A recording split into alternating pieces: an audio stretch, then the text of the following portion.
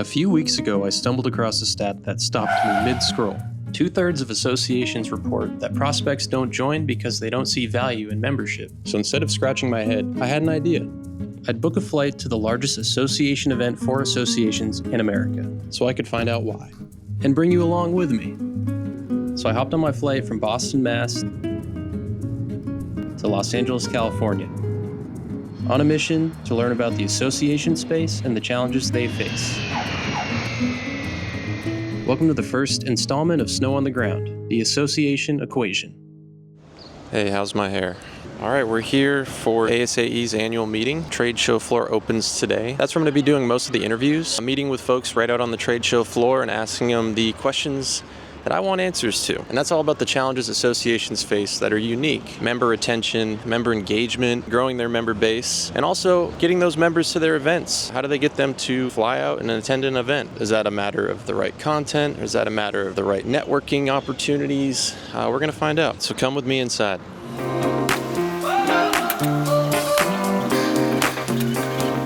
Forgot I have to carry you in. After registering and walking the red carpet, I headed to the opening keynote to see Magic Johnson, where he shared some wisdom about his arch rival. Larry Bird. Oh, I still hate him. All of us in here, we're better because of somebody that pushed you to be great. Now feeling inspired, I stopped by to speak with Mark Stern with Print Marketing Solutions Group. We help associations with membership programs, marketing programs for meetings, events, membership, and publications. And I asked him, what's a big challenge associations are facing with membership engagement? Probably just the younger members for the most part, how to attract younger members to keep the growth going. I think engagement's always an issue. You want to have an engaged group. You want to have a lot of people show up at your conferences. You want them to be enthusiastic and able to promote the association that you're in. Next, I joined the massive crowd and stepped onto the trade show floor to find out what makes this so challenging. I guess I would say it's just everyone has so many things vying for their attention. Associations are competing with lots of different ways. People are getting information, getting education. How do they stand out among all the options folks have? Associations offer a lot of products and services, and some of them are legacy because a lot of associations have been around for more than 100 years. And so some of these are the typical paradigm of what somebody thinks of when they think of what an association offers. I think there is a challenge in understanding why people are actually choosing to engage with the membership, and maybe potentially an opportunity to cut 80% of what's being offered and double down on that 20. It's not just about getting noticed, it's about providing genuine value that resonates. The ongoing challenge is really about that membership rejuvenation. There's a search for relevance, especially for that new generation that doesn't see the membership as valuable as it used to be. One of my mentors has said from day one, no one wakes up each morning saying, I'm going to join an association. So if you're not marketing to them and you're not staying in front of them, they're not going to find you, and then they're not going to become a member, they're not going to attend your events and whatever it is that you might be offering. And for some, the traditional membership model itself is being challenged. As an association professional for the last 25 years, I'm a tech strategist, so I will say from my standpoint, monetized community membership has been dead for 20 years when LinkedIn made it free. Patreon and Twitch and YouTube kind of subscriber groups that are going live with real content that compete with us. It makes it difficult. Employers pay for memberships. And so as we still try to lean into what do they need today and tomorrow, we're experimenting. Beyond engagement, associations navigate a landscape fraught with economic headwinds. It's obviously the uncertainty. There's a lot of rising costs, and with changing tariffs and supplier costs are going up, it's all trickled down to associations.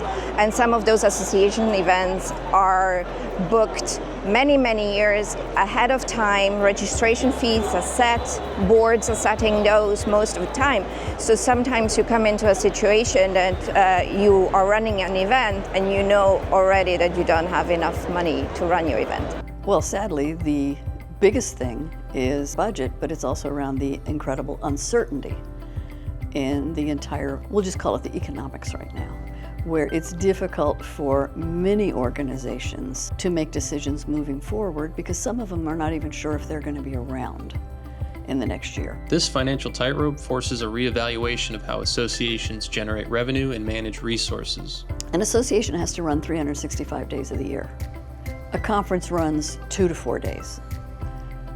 What are you doing for the rest of the year that is generating revenue to run the shop as well as providing value back to the members for all those other days and value back to the sponsors and partners all the rest of those days? They need to also now redefine their normal. Where's my money going to come from if it's not the government, if it's not membership, if it's not meetings? And I think it could be an interesting opportunity for us to innovate. So, how do associations respond to these multifaceted challenges?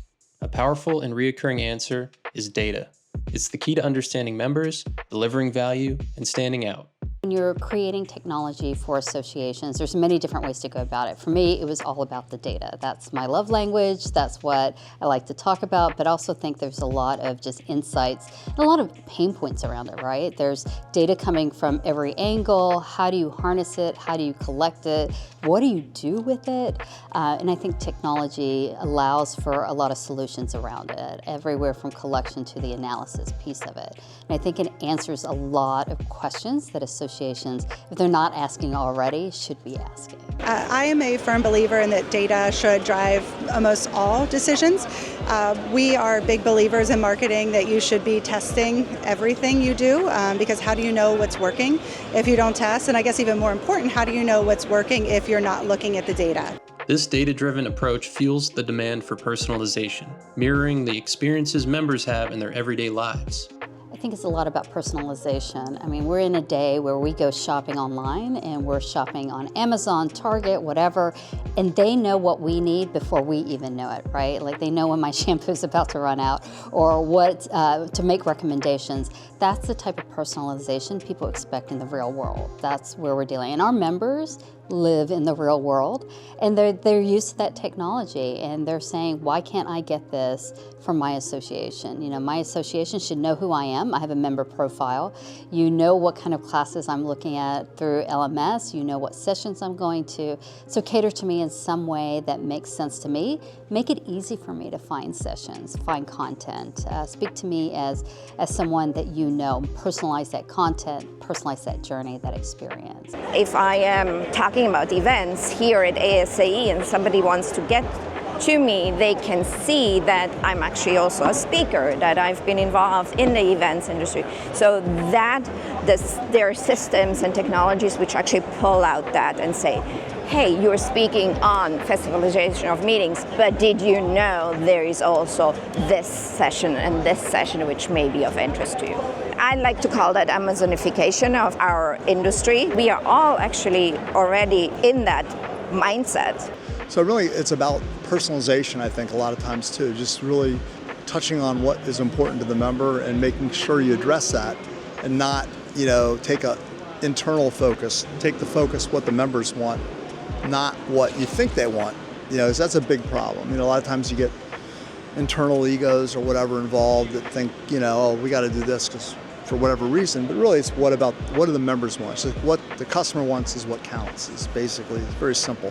If you send an email and you think the height of personalization is saying, dear so-and-so, that is just a key marketing mistake. Hyper personalization is also going to break through the noise. They're sending hundreds and thousands of emails a day. There's lots of LinkedIn posts 1 or 2 times a day. You miss it, you don't. I think the more that we can say, hey, this is the value that we bring to you specifically, will get your attention. AI can help you create hyper-personalized journeys for everyone, for all your audiences, in order to deliver the best experience for your members. While AI offers powerful new avenues, the fundamental need to reach members across diverse platforms remains paramount. You can't just limit yourself to one channel. You have to have a whole toolbox of channels and reach those audiences where they are. I still think for any campaign, your best success is going to be a multi-channel approach. You know, one of the questions I always ask people when they say, we just send out emails, is what's your email open rate, right? And I always laugh, you know, because they're like 30%, and they think it's so wonderful. And so it's like, okay, well, how are you reaching the other 70%? One of the most effective ways to tap into those channels is through peer-to-peer referrals. So I'm a big fan of referral programs or member-get-a-member programs. In the benchmarking report that we do every year, people say what are their most effective kind of new member recruitment channels. Many say it is peer-to-peer referrals, member-get-a-member campaigns. I think now it's more organic, and I think social media and the influencer has kind of changed that, and how people are using kind of the ambassadors of their organization to speak to the value. So even sometimes if it's not like your colleague, right, if you see an influencer, or you see someone who is actively engaged and they're in the same industry, I think that really helps kind of elevate your message and can help people, even if they're not ready to join, get them more interested in your organization. As the chair of ASAE Research Foundation Development Committee, we had the most successful Giving Tuesday campaign that ASAE has ever had in the history of the organization. And here's how we did it. We actually put people on our committee who represented different segments of ASAE. We had young professionals, people from DELP, CEOs, fellows, and then we used those volunteers to go out to their peers. It was a super successful campaign, and in 2 years we were able to go from 80 donors to 150, 90 first-time donors, and then we went from $17,000 to $35,000, and it was all with peer-to-peer outreach. So I encourage you at your association to think about how you can use marketing communication tools to do that. I saw this data point. I saw that Facebook was really resonating with members in terms of that connection of like they're going to an event, hearing that other people are going, I want to go as well. Again, that may be demographics based, maybe a younger audience will skew differently, but if that's the case, why wouldn't you go there? Why wouldn't you market to those people on that platform in that way that makes sense to them? And even in a digital-first world, one truth hasn't changed. Nothing beats the power of being in the same room. Things that require collaborative thought, my opinion, are best done in person. I'm an old school guy in face-to-face always in terms of dealing with tough issues, having meaningful conversations. A lot of those are best done face-to-face. And our members, you look around here, you see that our members kind of think so too. In terms of event marketing, what I've been hearing a lot actually, more so this year, is the desire to be back in person. For a while people were really enjoying like the hybrid, they could do it, and now I'm hearing a lot of this kind of missing out on this peer-to-peer, sitting face-to-face. When we're sitting at a computer screen, we've all been there, it's very easy to get distracted, right? You're on a webinar, you're doing something, an email pops up, you hop over to it.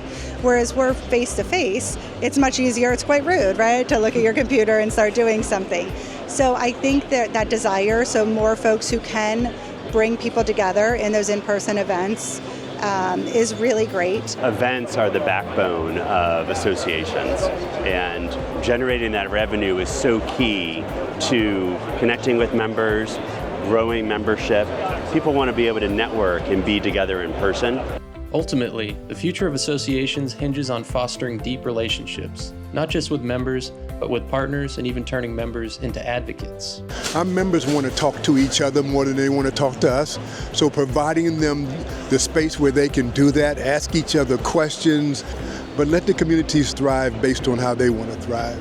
I'm actually speaking on the topic of festivalization of meetings. That is creating a space where people are not stuck in one specific room, but providing that open space where people can just listen in, get inspired, learn, or connect with like-minded people, but move through space as well. And AI and using technology to capture insights, to also facilitate the connections amongst the like-minded people, or how they can connect during the event to exchange ideas or foster some of that innovation which happens only at in-person meetings. And fostering relationships also applies to your sponsors and suppliers, as they're the ones that are going to be footing the bill for your event. What is the association doing that is valuable for the members, what are they doing that is a partnering with the sponsors? We want a partnership where the person who is going to give you a nice big chunk of money is at the table before you make the decision of what's going to be happening. Before you decide all of the educational programming that's going on at a conference. Many times the industry partners are leading edge researchers in the area. They have thought leaders who can speak to that. And they would love to have a thought leader standing in an association podium to speak to the members. So this way they're not paying for something, they're partnering and helping to come up with a solution. Go to your suppliers and actually just point blank ask them, what is it that you want? Because I can just about guarantee you they want one of three things. They either want leads, they want thought leadership, or they want brand awareness. And build your programs around what it is that the supplier wants. And I can just about bet that access to your members in one way, shape, or form is going to be exactly at the top of the list. And the ultimate goal, empowering members to become champions for the association itself. It's really about identifying who are your top advocates within your community and making them superheroes. Give them space to speak, give them space to represent the associations, to share the values, to share everything about your associations, because associations shouldn't be restricted to the boardroom or to the executive direction. It should be the members first, speaking to the members about what's the value of joining that association by giving them that opportunity. If ASAE 2025 taught us anything, it's that associations live in the middle of chaos and change. Engagement, budgets, data, AI, community, that's a lot. But the math works out if you remember, adapt, personalize, and above all, connect like humans. All right, that is a wrap on ASAE's annual meeting 2025. Thanks for joining us. We had a ton of great conversations. We learned a ton about the association space, the challenges that they're currently facing with membership growth, retention, and engagement, and how to get folks to your events. And that's something that Snöball specializes in with peer-to-peer referral marketing. So if you'd like to learn more, make sure you check us out. Click the link in the description down below, and you can learn all about how we can help you grow your next event by activating your attendees, your speakers, your sponsors. It's word-of-mouth marketing. Snöball, get the word out.